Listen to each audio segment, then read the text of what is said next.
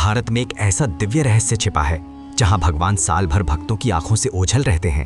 पूरे 364 दिन उनका असली स्वरूप चंदन की मोटी परतों के नीचे ढका रहता है और सिर्फ एक दिन ऐसा आता है जब स्वयं दिव्यता प्रकट होती है। लेकिन आखिर भगवान को खुद को छुपाकर क्यों रखना पड़ा? कथा उस समय की है जब अधर्म अपने चरम पर था।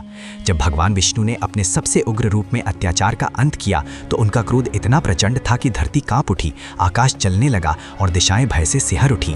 देवता विचलित हो गए, प्रकृति संतुलन खोने लगी। तभी भक्त प्रहलाद ने कांपते स्वर में प्रार्थना की, प्रभु अब शांत हो जाइए, नहीं तो पूरा संसार नष्ट हो जाएगा। भगवान उस पर्वत पर आकर स्थिर हुए जहां उनकी अग्नि जैसी ऊर्जा धीरे धीरे शांत होने लगी, लेकिन उनका तेज इतना प्रबल था कि धरती भी उसे सहन नहीं कर सकी। समय बीतता गया, मिट्टी, पत्थर और प्रकृति ने उस दिव्य स्वरूप को अपने भीतर समेट लिया। सदियां गुजर गईं और भगवान वहीं लुप्त रहे। फिर एक दिन एक राजा को स्वप्न में स्वयं भगवान ने दर्शन दिए।